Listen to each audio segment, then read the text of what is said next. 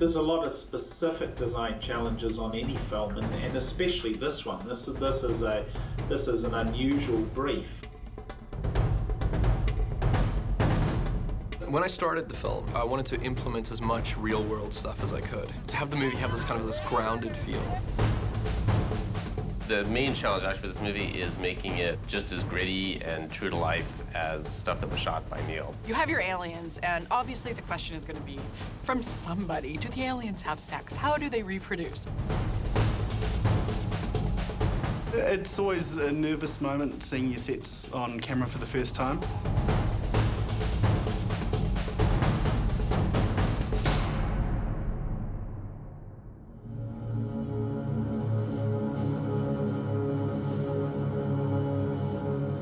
There's two levels that the science fiction gets merged with reality. I mean, visually and then conceptually. Neil had this film rattling around his head for a few years, and he's very, very interested in the design process. So when I first came on board, he had a whole heap of reference stuff that he went, here you go, check this out. The process starts with drawings, the basic drawings done by Greg Broadmoor, and then they went into 3D design, which David Ming was doing, and that's sort of sculpting. And as Neil saw these things in 3D, then he was able to say, yes, more of that, less of that, more of that. Most of the design in the film was done by Weta Workshop in New Zealand. And then as we got into, closer to actual production, Phil Ivey and the art department team that actually built the sets and some of the props were involved in design as well.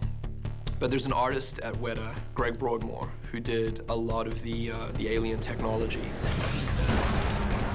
Yeah, pre-production, I mean, that's part of the film, of course, that me and Larry and Dave and all the design team are most involved with. Just visualizing everything in the film, trying to get a feel for what we're actually going to be looking at. I mean, that goes down from the smallest thing, like the little fuel cells that we made, through to the saucer and the interiors and all the shape language that goes into everything, the alien culture, what they're dressed in, what their biology is. He was responsible for a lot of the alien technology, and we spent a long time. I mean, the whole of 2007 when we were developing the idea, we did literally thousands of illustrations.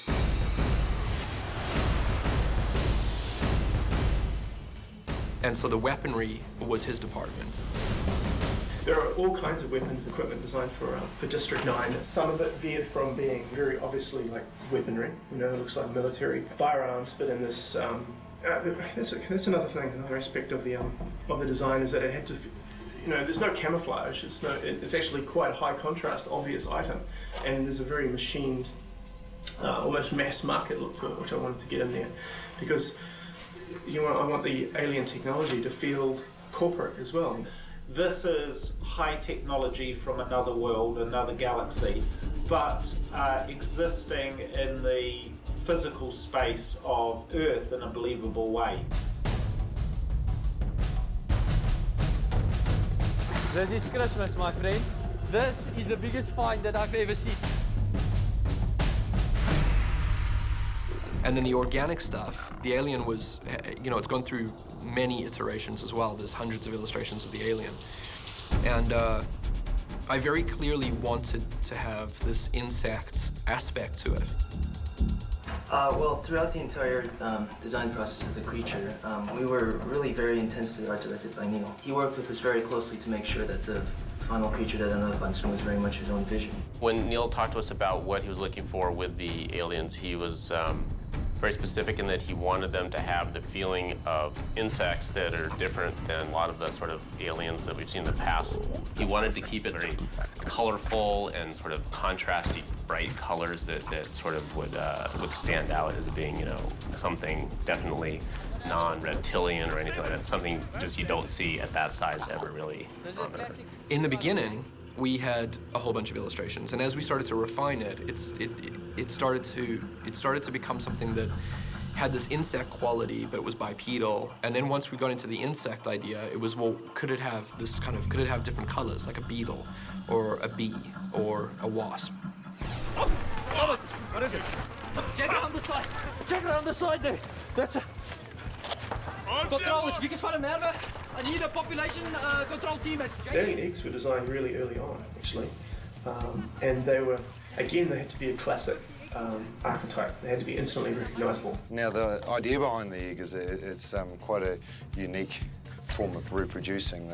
The alien is asexual. They are also excreting waste, which we do with various things. We've got pus, and then a dark alien blood, and then again our oily goo, and then just clear like KY jelly, just to give them that feeling that they are a three-dimensional, translucent, sweating alien thing. They make their egg and they lay it, but then the question is well, how, if the egg's somewhere else, you know, how have they adapted to, because in the ship, the eggs would be put in an area and looked after by the dominant race. So here, they've had to figure out a way to do it. So we decided they use animal carcasses. The look that Neil was going for was, he wanted the sci-fi to be familiar, and the fact that it was in a third world country in a shanty town is the unfamiliar thing for the audience. So we drew inspiration from many films over the last 15, 20 years, from Alien through to Alien Resurrection, which had some absolutely amazing sets. Almost like late 70s and 80s science fiction. All of the films that come from that era have a very particular design look about them. And we consciously try to put some of that design geometry into the stuff that we were doing. So a lot of the designs, the spaceships, some of the alien environments, the inside of the mothership, a lot of that will have hints of classic science fiction that was the 70s and the 80s. We wanted it to be dark, damp, humid. You wanted it to feel as though the ship is still alive, at rest but still alive. The feeling that humans have been boring through it for like 20 years, so that all that rubbish that's in there, first of all, it started as alien rubbish, but then it's become human rubbish. The place is an absolute pigsty. The biggest challenge with something that's as big as the mothership, which is about 2 to 2.5 kilometers in diameter, is to make something that's that scale look realistic. Because it has a lot of detail, but you don't see the detail directly because it's so huge. The design inspiration for the mothership was basically large refineries, like oil refineries and gas refineries and stuff like that. And so it had to be hyper detailed. I also wanted to make it feel like a refinery, which was something that went through all the design work. Had to feel like it was potentially something that could stop on a ship and start mining resources. So look underneath it, it's just covered in scaffolding and piping and big reservoirs of ore and fuel.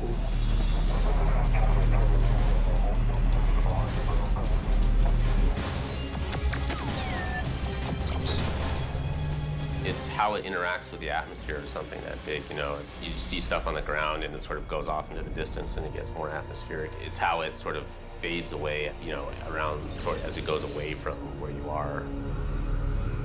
Behind me are the first components of the dropship, which has come from the mothership, has landed underneath CJ's shack, and he's quietly been working on for the last 10, 15 years. Being a ship that had been compacted under the earth for 20 odd years or 15 years, needed to have a very cramped feel about it. This whole thing's under your shack. For 20 years you've had this fucking thing hidden down here. This is very illegal. I mean, this is a fine, you know. So inside the story, you have this major multinational company, which is called Multinational United, which in my mind is sort of a conglomeration of most of the world's big companies that has won all of the rights and the patents and, you know, everything that they will be able to glean from the alien technology. But in return, it's not the United Nations, it's our own form of the United Nations, has stated that they're then also responsible for looking after the aliens. It has this other element of private military contractors and everything being privatized, and the idea of privatized police and privatized zoning, and, you know, it's more and more gets taken away from the South African government and more gets put into the hands of this kind of ethicless and moralless huge conglomerate. What we designed there was their heavy armour, which again was playing to all the Eminu clean, white, and simple, benign looking. So their armour is quite futuristic. It has some allusions to the alien stuff because I wanted it to be, you know, really make that connection that Eminu had obviously been trying to understand the alien technology. First Reaction Battalion and those mercenaries are based on a South African company that was very involved in Africa in the 90s. Rights groups have demanded that mercenaries should comply with all UIO regulations in District 9. When we came across Chihuahua, it was very much in a state of flux, people being moved out, so a lot of shacks had been felled. So we went through a whole process of designing a town that was going to suit our needs in terms of geography for fight action or just general eviction stuff. We went through this whole process of buying shacks from people that were living there and moving them using their materials. I think for the entire script, 95% of the props, it's around here. You understand? Because seeing that the film is more about filth, you understand? And all the things, you understand? 95% of the stuff is all around here. Contractors are closing in on the Nigerian compound. All of the special effects in the film they're not groundbreaking special effects in terms of pushing new technology or new software, but the exosuit itself is a slightly unique concept in the way that it's portrayed. You've got to think of it from every angle, how it's actually going to move, and you know that you're probably, as you're designing these things, you're probably creating more problems than you're solving. When Vicus gets into the suit, this is an extension of himself, so suddenly we have to start paying attention to his body language, the way he runs, the way he pauses, the way he tilts his head, and we ended up shooting reference footage of Vicus performing.